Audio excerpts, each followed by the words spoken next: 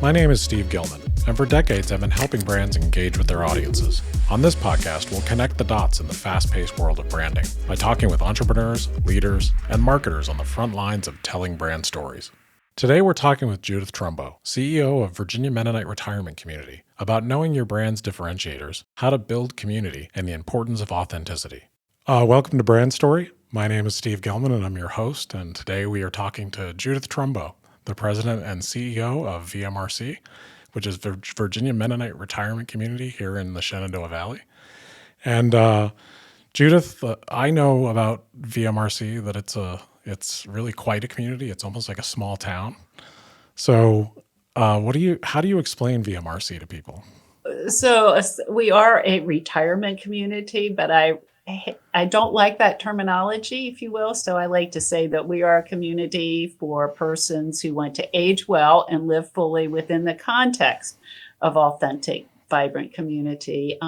We do have about 750 residents. Wow. And we have about 415 employees. So it's not a small operation, but most importantly, and I know I'm sounding like an ad, so bear with me here. No, it's don't worry a about community. And that's the most important concept to us. I've been to VMRC, of course, and I've seen it in action. And I think that's the thing that, viewers of this program, people who don't know, one retirement community or one community from another, VMRC is so impressive because it really does feel like a small town.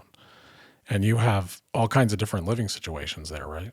We do. And funny little story, when I came here as CEO, someone said I was coming over to be mayor of Mennoniteville. Yeah, right. It is like an entire town over there. Yeah.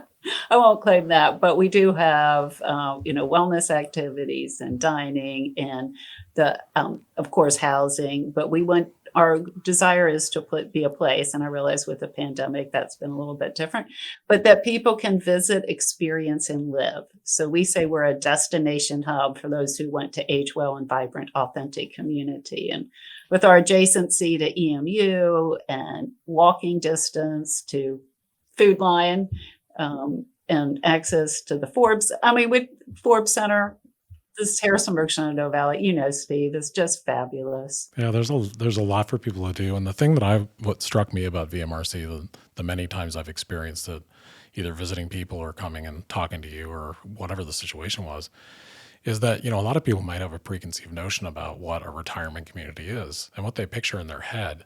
It couldn't be further from that. Like when I walked in and you see that some people have their own little houses, other people live in like a group of houses that have a center courtyard. You have like literally a really nice restaurant there.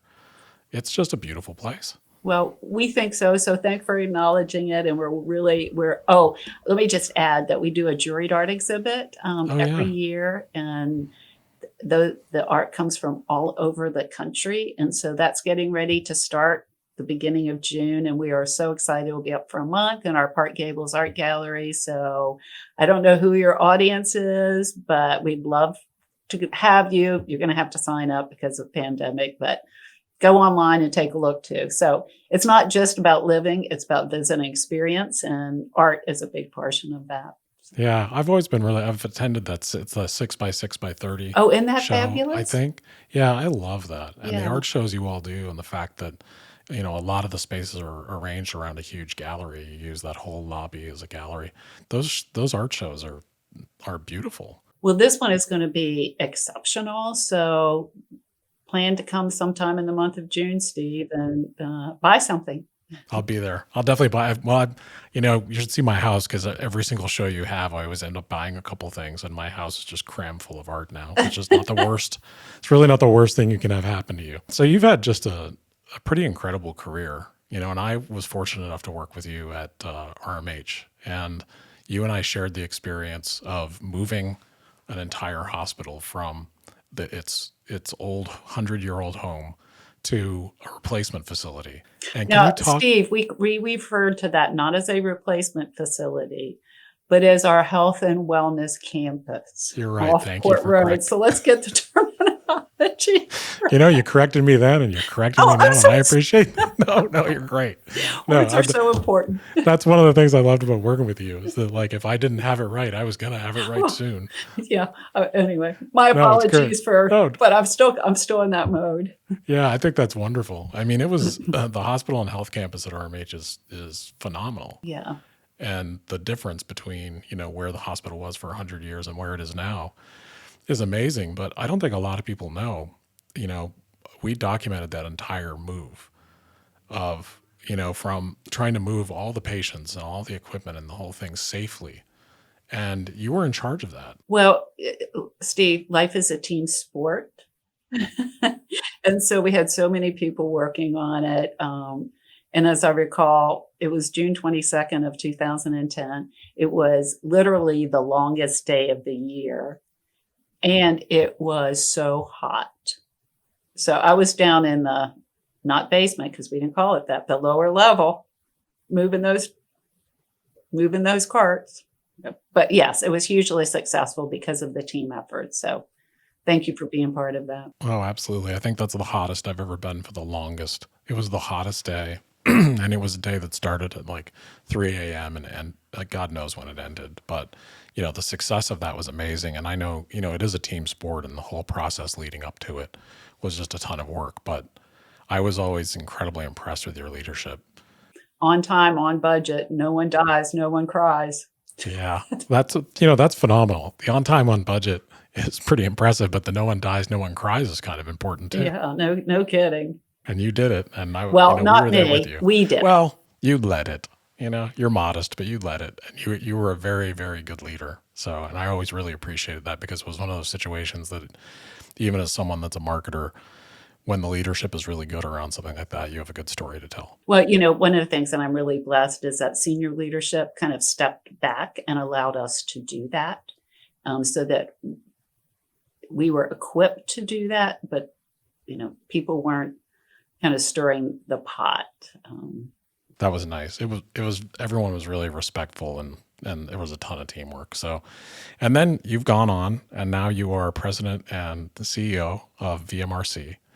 And, just haven't gotten to talk to you just about what that's like, but what do you think gives you the most satisfaction as your role as CEO of VMRC?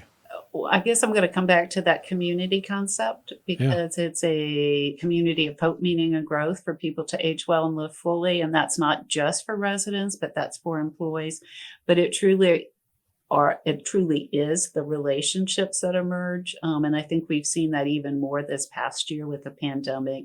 I mean, in a CEO, you don't want to be the CEO of a retirement community or a senior living in the midst of a pandemic. However, this community has been very gracious, and it's in some ways become my faith community during this period of time. So by God's grace, we've gotten through this. I think we've all learned a huge amount. So I don't want to just reflect based on the pandemic, but it's hard not to at this juncture, and just so very, very grateful. Yeah, I mean, there are unique challenges to the business that you all are in around the pandemic, and I think it was probably the most challenging industry, that in the hospital industry, to be in. Just to be in healthcare, period, during the pandemic was so challenging. Well, yeah, and I will also say, again, we were really blessed because we went into the pandemic not having any significant projects, construction projects. They were either completed or they were going to begin. So we were in a lull, and we had just completed projects so that we had all private rooms for our nursing care on ground level. I mean, how fortuitous, how amazing is that? It's kind of the best timing for the worst timing. I love that. Best timing for the worst timing. I'm going to remember that one. Yeah, it kind of is. I mean, when you get lucky in that way, I think this last year has shown all of us, hopefully, or at least most of us, you would hope, that, it's a lot. It takes a lot of resilient people working together to get through these kind of things. Goes back. Life is a team sport. Sure is. I'm glad to hear you all came through pretty well, and your VMRC is doing well. Yes, we have our challenges, of course, and we'll need to rethink some things after the pandemic because dynamics change. But my other kind of life motto is life is an iterative process. I love that. So what might have been right before is no longer correct. And so you just keep working it. I really respect that, and I love that philosophy. I haven't heard that in a while, and I remember you saying that when I worked with you at the hospital, that life is an iterative process, because people would get so tense and so fearful, and what's going to happen if we don't do it this way, and what'll be the outcome if we do it that way, just with all the change we were going through. And I just think when you keep in mind that this is an iterative game, and we're all piece by piece building whatever our journey is, that's a really good thing to keep in mind. Well, Adam Grant, and I'm going to not remember the title of the book right this second, but he talked about being a scientist. So you maintain your curiosity rather than a prosecutor or a preacher. And I just love that analogy. I'll ask you at the end too, because I have a question about, what books are something you'd recommend to people in leadership. So I have a question just about, in this program we're talking, it's a little bit of a different program, and the reason it's called Brand Story is we're talking to people who are on the front lines of either managing, growing, leading brands, marketing them. So it's not just about marketing or brand marketing. And that's what I'm interested in. And this came out of my experience in the pandemic of just wanting to connect with people and being able to hear their stories. And so it's just a really cool adventure. But thinking about you all, you have a really complex team. I mean, you have caregivers, which I'm sure some are very specialized. You have facilities people, you have administrators. How do you keep your team focused on the ultimate audience, the patients and families? So that's a really good question. And people don't get into this industry for the money. I mean, they have to have a heart for this. And I remember walking into an interview, and she was going to be a frontline. She was going to be a caregiver. And I said something to the effect, it's love that makes a house a home. And so if you're not prepared to love, then I suggest you just skip the interview. And she looked at me like, oh my goodness. But you have to come around a common denominator, which is how do we build community? And the values need to support that. And then how do we love? And I was going to today wear a T-shirt that said love across it because it's like, what's a community without love? And people respond to that. Residents respond to that if you just treat, and this is residents who, may be in great health, but really have lived amazing lives, or it may be those residents who are in the final stages of Alzheimer's. And my personal philosophy, which if I were going to say brand, the leaders' personal brands and their organizational brands should somehow merge. And mine is to help people live well, age well, and end well. And we've worked at infusing that. That's great. You don't hear the word love a lot in business. And it's so exciting for me to hear that because, having spent so much time around healthcare, I think there is a lot of love in it because it's a difficult industry to work in if you don't really care about other people. And when you ask employees why they work here, they don't work here and because of the money. They don't say, well, we think Judith's a great CEO. No, they say we love our residents. And I think probably people learned that even more this past year of this, being able to connect with someone and have it be real and have it be personal is a big deal. It's really what drives all of us, I think. Well, and with families not being able to visit, they really became family to people. Yeah. And they became family to the residents. That's amazing. Yeah, you just want to go, thank you. I bet the connections are just incredible. So, you touched a little on brand and how brand and, love go together. And I think that's pretty astounding. I love that. And what do you think, I'm sure you see a lot of other brands, whether they're in healthcare or they're in other fields. What do you think other brands can take away from a brand like VMRC? What could they learn from VMRC? That's a really good question. Not one I've spent a lot of time thinking on, because I've been like, how do we work our brand? Sure, of course. But how do you differentiate yourself in the market?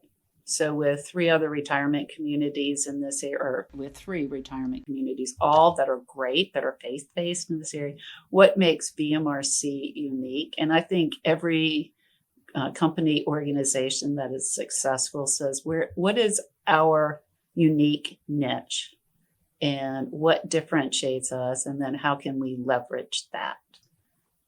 So we've done that through the destination hub concept, because we also have what we refer to as Main Street, connects all of our buildings with the exception of Woodland Park, through the concept of community. And then how do we support persons in living well, aging well, and well?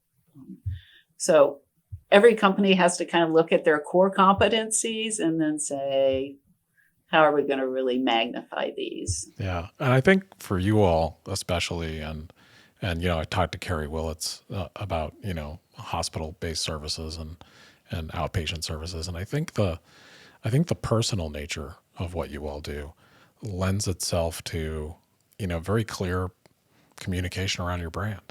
Because, like you said, one of the first words you've said in this interview was love. And I don't think, there's a lot of companies, I don't think they go there that quickly. And I can't say that everyone always feels the love. And Sure. We don't do that great every day, but, that would be our goal, is to make people feel cared for, and not in a gratuitous way, but in a genuine and authentic way. And I think that's part of authenticity as community. That's really cool. How do you try to get to that? How do you, when you're leading your team and you're wanting people to be authentic with the residents or with families, do you ever use stories, or how do you, as a CEO, how do you do that? Yeah. So when I first came, and I haven't done it as much over the last couple of years because you have to mix it up, but I did something every week or every other week called JT Jottings. And it was a compilation of stories that I had collected as I rounded, or in different areas. And the intention was to always focus those on who we wanted to be as community. And that is to help people live well, age well, and end well, or age well and live fully. And the whole concept of, I don't think you don't want to overuse a word. So I don't think I embedded the word love a lot, and then to put that within a faith context so that it's clear that we're also faith-based and we're based on the teachings of Jesus. And then how are we the hands and feet of Jesus to the people that we serve and to our coworkers? So that was really helpful for me. Now, again, I found after about 5 years, Steve, people stopped reading. Right. So we had to mix it up a little bit, but Of course, that helped set the stage. And there's a portion of employees that will read through, but in today's world, as you know, it's snippets and it's video. Yep, it's snippets and it's video. But it's the same thing. I mean, you're delivering messages. I just thought, the CEOs I talk to and the ones I work with, I think more and more, and maybe you've experienced this how many years now is it that you're been CEO? It's 8 years. 8 years now. I thought it was 7, Yeah. but that's, 8 years. So over your 8 years, have you found that you're becoming more and more of a storyteller, trying to guide people? Well, what I'm finding is using analogies is super helpful. So, and particularly around the pandemic. And as we started to come out, we saw that we needed to make some changes, some pretty significant changes that had to be communicated to our stakeholders, our community, our residents and staff, was to use the analogy of coming out of a flood. And you've made it through the flood, because my husband and I and son were over in White Sulphur Springs. I can't believe it's been 5 years ago, but after the flood came through there for the flood cleanup, and you see how the water came under and eroded foundations. You saw all the cleanup that needed to occur. And I'm like, you know what? We've come out of this. Now we have cleanup. and this is trauma. This is traumatic. So if you start to build on some of these analogies, early on in the pandemic, you used an analogy like we're canoeing. We see an island. We're going to get there and rest, but we're not there. Right. I think that's really a powerful analogy of a flood. Yeah. And I think your perspective on it being, how water gets into everything Yeah. and it erodes foundations and things that you think aren't damaged can be damaged. That's a very wise perspective on how an organization has to look at itself coming out of the pandemic. But I'm getting to a point now, Steve, I have to ask people's permission. Is it all right if I tell you a story? They're like, oh no, not another one of Judith's stories. I think CEOs are storytellers. So I think, the fact that people are like, oh no, here's one of Judith's stories, that's probably a good sign. I think it's people who, like me, are in their third of life. Yeah. Are really great storytellers. Sure, right. So I have the experience. So have you found there to be any change, in the last 5 years about, consumers have access to so much information and so much of it is digital and it's all so fast. Has that changed at all how you tell VMRC's story? So I will say that I wish we would be quicker adapters along those lines. I mean, it's taken us a while to learn that. This pandemic has sped up that process because we use a lot of broadcasting, video, and web. So that's a skill set that I've had to learn as well. So after which I now do much more frequently, at least weekly, if not more often, I go back and watch it and I go, okay, now what could I have done differently? I listen to podcasts, what kind of cadence do they use? So I've gotten better, Steve. I've got a ways to go, but thank you. I think it's a challenge and it's just much more prevalent now. Yeah. And social media, personally, I stay off social media except to check VMRC's Facebook and say, okay, what should we be putting out here so that we're communicating the kind of message? But I just have to give a huge shout out to our marketing and communications team and to our technology team who have stepped up to the plate this last year. But it's propelled us, and marketing too. What do you think the biggest challenge is in telling VMRC's story? The biggest challenge telling our story, I think, is to tell it within the space that people have. So it's all of us have tendency to want to spread it out, and it almost has to be a soundbite. So you've got to boil it down, and so that's why we've boiled down with your all's help our brand, Age Well and Live Fully, because that is, if you will, our story. But the bigger story is our mission. We're a community of hope, meaning growth for persons to age well and live fully.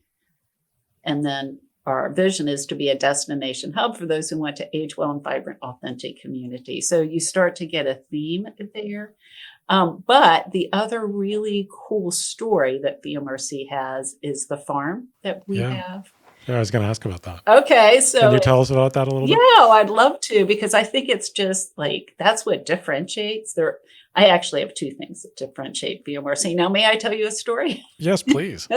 That's why we're here. So the farm was originally supposed to be an active aging community, and it is literally the most gorgeous piece of property, I think, in Rockingham County. And so I'm so thankful to the housing boom in 2008 and 8 before I got here that was not populated with like 150 little houses on it. So that was going to be the village at Willow Run. And when I got here, we were at some level trying to grow a little, some things. I'm like, well, couldn't we have a farm at Willow Run? And now it has just taken off. And literally the best thing about working here is access to the most phenomenal greens all year round that are sold at our store Tuesday. They bring them in around 10 and I'm there at 11, because if you don't get there early, you're not going to get them. It's just so the farm, and we have just amazing farm manager, and then volunteers and students and residents who work at the farm, and we have a hoop house and a greenhouse. So you have a farm that grows produce and then you use it in your dining. Can you tell me a little bit about how that came about? Just like I said, because the land was there, we weren't going to build on it. And so why not convert it into something that supported the concept of community and health and wellness and sustainability, all of which are kind of key to being a destination hub in this gorgeous Shenandoah Valley. So it just amplified our story, if you will. So yeah, and then to be able to use it, that's incredible. I think that's so unique. It is. It is a differentiator, and I think it's just original and very innovative. Even though it's farming and it's growing vegetables, it's an incredibly innovative thing for a community like yours to do. And we backed into it, and as people have said, those are some of the most expensive vegetables you could possibly eat. And they have the best views, but never mind, it's fabulous. Sometimes it's really important for your lettuce to have a great view. Absolutely. And sometimes there are those those marketing benefits, if you will, those brand benefits. Sure. That you can't say we're breaking even on our farm operations, but you can say it is supporting our brand, and it's, and it's who we are. It's genuine. It's authentic. It is. It is authentic, and it's very real, and it's part of your brand story. And people who know you all, I think, know about it. And if you didn't know VMRC and you were thinking about VMRC or you wanted to visit it, the farm, if you're from DC or you're from a community that isn't the Shenandoah Valley, that is mind blowing. Because to use the resources for a farm so that the residents and everyone are eating these fresh, incredible vegetables, it just shows the commitment that VMRC has to authenticity. Yeah, and to the sustainability of green space. Yeah. So it's the only, significant green space within the Parkview community.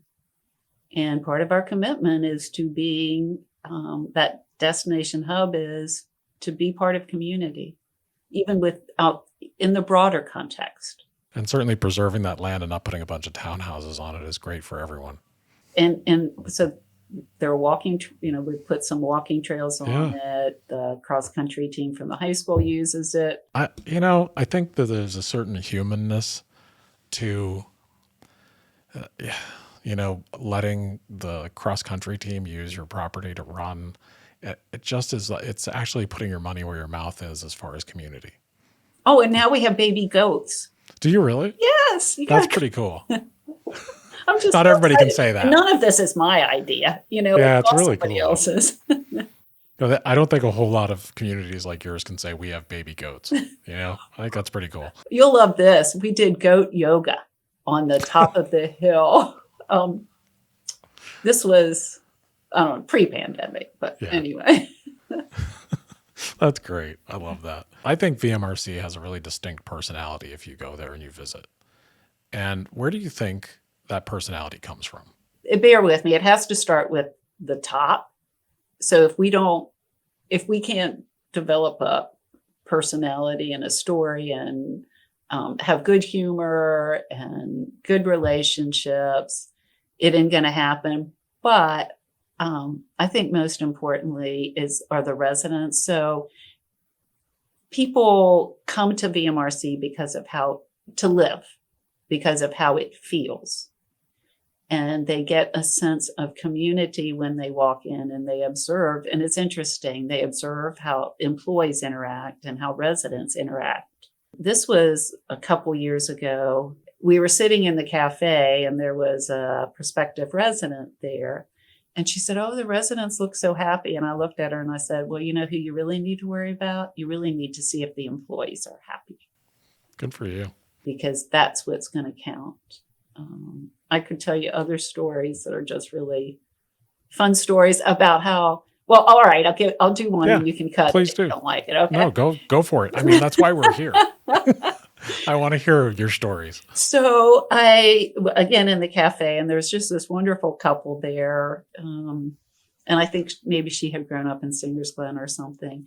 And there was a prospective resident. And so our marketing person said, wanted me to meet them. And I said, okay, and I'll make sure she gets situated in the cafe. So I went to this couple and I said, listen, we have a prospective resident. Would you mind? Because the cafe, if she sat here with you all? And they're like, no, that's fine. Well, it turns out that she and the woman in that couple had gone to elementary school together and had been best friends.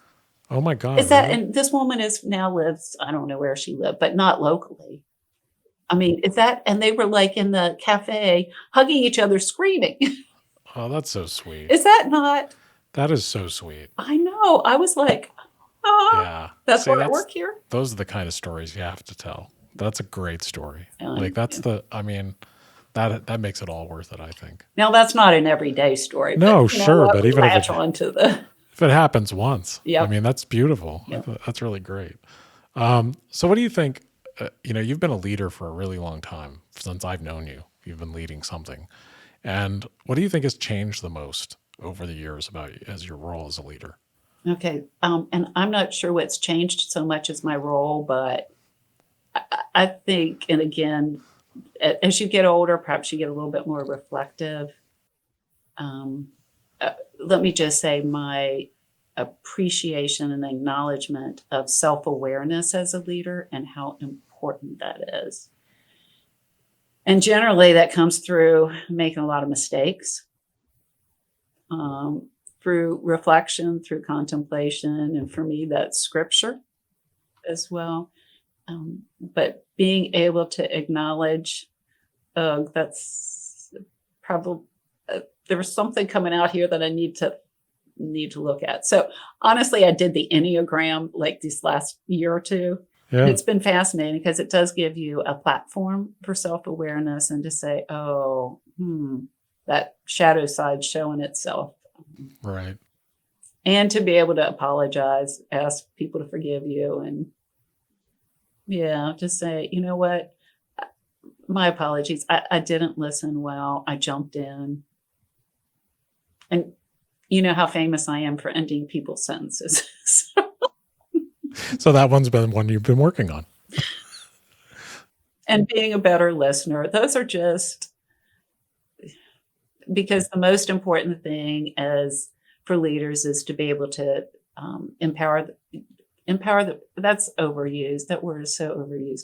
But to be, I can't think of a better word right now, but to be able to empower people who you work with so that if you jump in and try to do it for them or jump over them, you have disempowered them. Yeah. And sometimes it's a shortcut, but it doesn't, in the long term, it causes you so much more harm.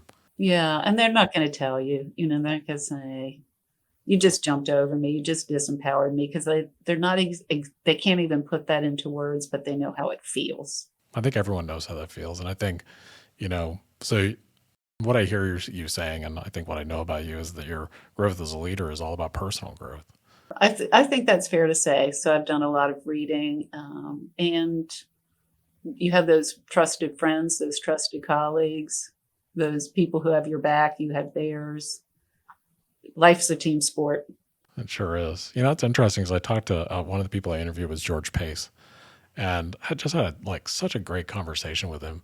And one of the things that I didn't expect him to say, but I should have, but what was so cool and so refreshing was he was talking about the power of authentic listening.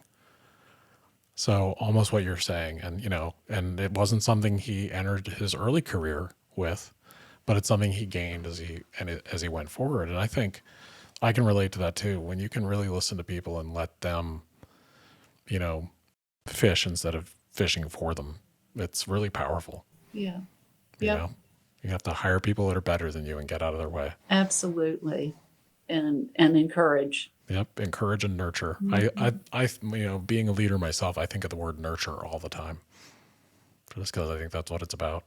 And ask questions. Don't know the answers. Ask the questions. If you're a hard charging person, you want to get stuff done, it's hard. You got to slow yourself down and really listen. Yeah. That Enneagram 3, just sometimes it's like, Judith, put a lid on your Enneagram 3. That didn't help in here. That's great. What is your, must read or must watch for anyone who's leading a brand? I'm not sure I can put that so much in the context of brand, But I think if you're leading, one of the best books I read, well, two that I would say, is Decisive by Chip and Dan Heath. And what I love about that book is they have it's almost a formula. It's called WRAP. And the first one is widen your options. And so many times people come with, now, whether or not, if it's a whether or not decision, you got to think more broadly. You got to be creative. And a part of widening your options, I think you'll love this because it goes into that creativity innovation is if you need, and I will say we haven't done that a whole lot, but okay, let's just think of the 10 worst ideas.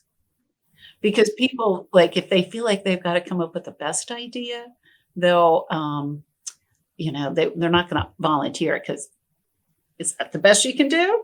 But if you say the worst ideas, they'll just like throw them out. But that book has been really helpful. And it's, I'm simplifying it. But for me, the most important thing has been widen your options. That's a great recommendation and, a really interesting way to look at leadership. I think taking even that one thing away from that book of widening your options is so powerful when you're making decisions because people do make it very black and white. And it almost never is. There's a whole lot of gray out there when you're making decisions. Absolutely. And I heard a podcast, and again, I'm not going to be able to pull it out exactly, but you probably could Google it, is if it's a hard decision, okay, that means that you have two really good options here. And so you make whichever one you check or you pick the right decision. Yeah. And I'm like, oh, now that makes a lot of sense. That's pretty cool. Yeah, like so I think that. And then the other one that's had a huge impact, and they're just, probably what happens is you latch onto something and then you just read you confirm your bias through all your other readings. You know what I mean? Sure. It's Essentialism, The Disciplined Pursuit of Less by Greg McGowan. That's another really good book. And it goes along with the quote, be careful what you focus on, it determines what you miss. And I might say the corollary is determine what you focus on so you don't have to worry about what you miss. It's almost like careful what you talk about every day because that's who you are. Yeah. Your thoughts become your actions. And I've thought that when I've worked with people who are pessimistic or people who are a little negative about things, it's a self-fulfilling prophecy. Yeah, which is actually, it's Gandhi. I have it because I think it's so, is your beliefs become your thoughts become your words become your actions, going back to words, your actions become your habits become your values, and your values become your destiny. God, that's so great. I'm so happy I interviewed you just because we now have a quote from Gandhi in this program. So mission accomplished. This is why I did this. Well, I'm glad I can oblige. If there's nothing else I can bring to the table, I can bring Gandhi. You bring a ton to the table, but like quoting Gandhi and talking about love in a business podcast makes me pretty happy. Oh, well, I hope you feel the love. I do. This is a really human endeavor, period. I think a lot of times like people look at business as being, of course, it's about money and dollars and cents, but it's really a human thing. It's about connection. And when you're in marketing or you're in brand, you're always trying to get to that core of like, what do humans care about? What makes them make decisions? And you can either do it in a generous, kind, giving way, or you can do it in a manipulative, crappy way. So it's like, which path are you going to choose? And I feel like you've been on the team for good for an awful long time.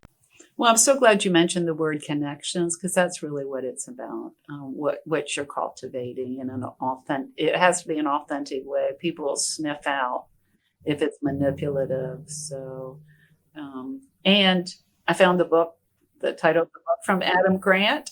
It's Think Again, The Power of Knowing What You Don't Know. Oh, that's great. I'm going to go get that now. I have not read that. So then I'm sure you can Google him and get podcasts as well. There are a couple good podcasts that he's done. We always put a couple of resources with these podcast episodes. So we'll list that as one of your resources or one of the things you mentioned too. Because, it sounds like a great book and getting people to read them. So this is a fun one, a couple of fun ones to end with. So finish this sentence. Jeepers, not the Brene Brown. Yeah, it's kind of fun. If I weren't a CEO, I would be I always wanted to be a professional athlete, but my capacity just doesn't get me there. So maybe some sort of coach, not a sports coach, but maybe an executive coach or some sort of. I love to see people develop. That's cool. Yeah, I mean, it's interesting. Like, I love when I ask people that question, and what they say is basically what they do every day. Because you know what I mean? But that means you're in the right place. It's great. Because you are a coach. You help all the people around you, and you coach them and help them succeed. Thank you. Maybe you just take your job and kind of reformulate it to your skill set or your perceived strengths or what you enjoy. Yeah. I mean, I think that's a real strength, though. I think, if more leaders were, doing what we talked about earlier and really just trying to help people and get out of their way and nurture them, I think that, it just creates a lot of success. And you can feel it as an audience member. If you go and either shop at a brand or experience a brand and the people are well taken care of and nurtured, you sense it. Mm-hmm. Yeah, I agree. Yeah. So here's the last one, and it's pretty fun. I always like this question. So knowing what you know now, and I know you've learned a lot, what's the one piece of advice you give a younger you? Oh, jeepers. Just relax and go with it. Really, it just wasn't that big of a deal. It's all going to come out in the wash. Life is not over because you made a mistake. Don't beat yourself up. It's going to be fine. I can promise you. It's going to be okay. That's such good advice. That seems like really simple advice, but I love that advice because so many people take so many things so hard when they're leaders. And when you're first becoming a leader and you're working with others, making mistakes is how we get here. You have successes, you make mistakes, but man, beating yourself up is such a waste of energy. So Ian Cron, who does the Typology podcast, I love this. What other people think of you is none of your business. What other people think of me is none of my business. So there you go. Yeah, so I don't need to worry about it. That's exactly right. That's so cool. Well, thanks for doing this today. Oh, Steve, it's so much fun. So good to see you.